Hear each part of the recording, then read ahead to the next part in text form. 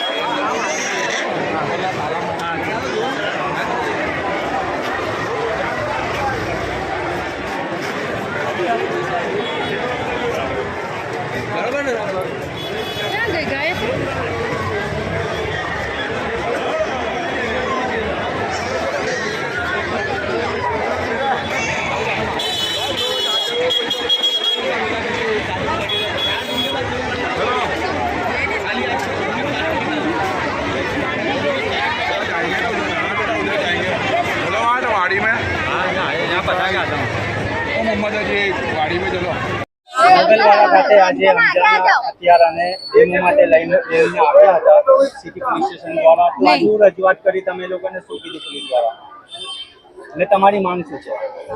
हमारी मांग ये है कि उन दोनों को कातिलों को लेकर आए। हमारी मांग ये है कि वो दोनों को हमारे हवाले कर दो, क्योंकि वो नकाब में उन्हें लेकर आते और नकाब में लेकर जाते। हमारे इस्लाम की, हमारे हिजाब के तौहीन की है। हमारी मुसलमानों के हिजाब पे उंगली कोई उठावे कोई, वो हम बर्दाश्त नहीं कर सकते।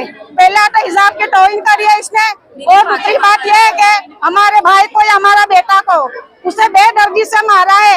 उससे रात के अंधेरे में गैर मर्द को बुला के जीना करके अपने शोहर को हलाल करके हराम को ऊपर इसने इख्तियार कर लिया है, वो हमें मंजूर नहीं। और दूसरी बात, अपने शोहर का कत्ल किया है उसने, वो उसे गवारा था। क्या इसकी गैरत नहीं जागी? क्या इसकी इंसानियत मर गई थी?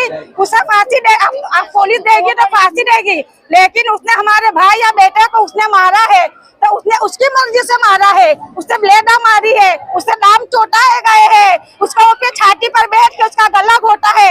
उसके बाद इतना बेखहाल कर दिया है तो उसे पहचाना नहीं जाता। पुलिस फांसी देगी और तारीखों पे तारीख डालेगी, कार्रवाई करती रहेगी, पुलिस इसका निकाल नहीं लाएगी। हमारी बात मुसलमानों की मुगलवाड़ा मदीना मस्जिद वालों मेलों वालों की एक ही मांग है, हमारे हवाले कर दो। उसने उसकी मर्जी से मार रहा है, हम दोनों को हमारी मर्जी से मारना चाहते हैं। डेमो માટે જે ઉપર ગયા હતા કેટલી વારમાં ડેમો કરી છે? અડધો કલાક में કામગીરી સારી कैसे તમે કોણ છો? मैं हमजान के एक इंसानी नाता की यहाँ की रहने वाली लड़की हूँ और इंसानियत के नाते से मेरा भाई है वो, और मैं उसकी बहन हूँ।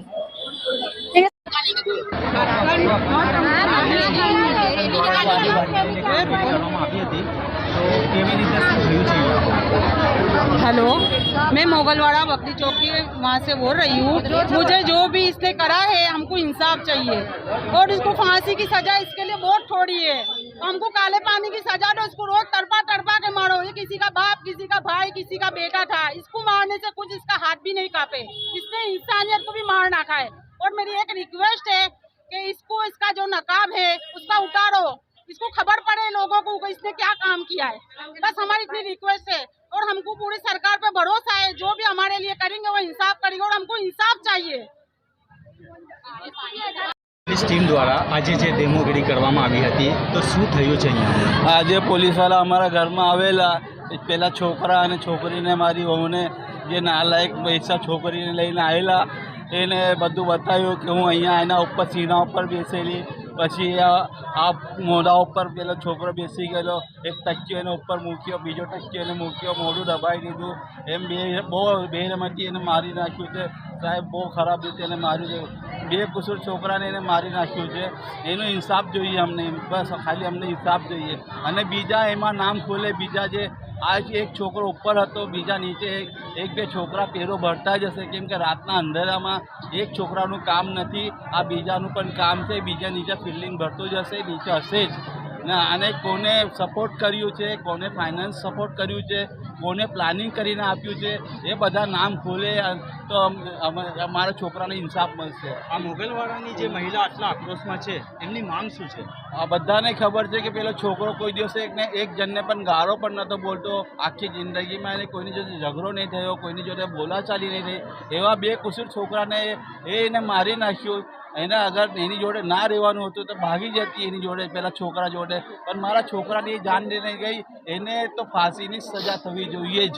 મૃતક મોહમ્મદ હમજાના તમે કોણ છો અને શું નામ છે? મૃતક મોહમ્મદ હમજાનું ફાધર છું અને એને હમણાં જ LLB કમ્પ્લીટ કર્યો હતો અને LLMની એક્ઝામ આપવાનો હતો અને LLM પછી જજની એક્ઝામની તૈયારી કરવાનું કહેતો હતો કે હું જરા પૈસા થોડા જમા થઈ જશે તો હું મને પૈસા જોઈશે વાપરવા માટે। હમણાં આપણે હિમાલયામાં MR તરીકે જોઈન થયેલો, 2 મહિના થયેલા એને, એટલે કે મને પપ્પા 2-3 મહિના પૈસા જમા થઈ જાય તો મારી ફી ને બધું નીકળી જશે તો હું પછી LLMની એક્ઝામ આપીશ અને પછી એના પછી જજની એક્ઝામ આપીને તમને બહુ શાંતિ થઈ જશે, તમે પછી નોકરી છોડી દેજો, આરામથી રહેજો પપ્પા, આરામ એશ કરજો। પછી અમને શું ખબર કે અમારી છોકરાની આ છોકરી જાન લઈને જશે।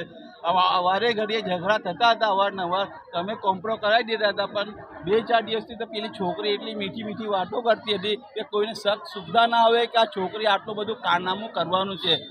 આટલા બધા એટલું મોટું કારનામું કરવા માટે એને અમને 2-3 દિવસ બહુ અંધારામાં રાખ્યો, અમને ઘર સુદ્ધા આવવા ના દીધી ને એટલી શાંતિથી અને પ્લાનિંગથી કામ કર્યું છે કે ના પૂછો વાત।